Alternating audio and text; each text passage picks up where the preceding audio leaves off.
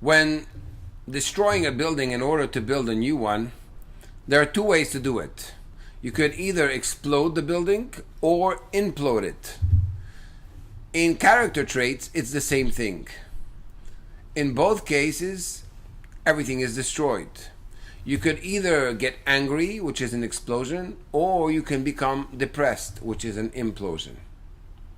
Where does depression and anger come from? It comes from the simple sense of pride and ego. I thought I was this worthy, and people did not appreciate or show me that worth, and therefore I implode and I feel depressed. Or I thought I was this worthy, and people don't listen to me. I lose my patience. My ego goes up to my head and I explode. You want to get rid of ego? You want to get rid of depression?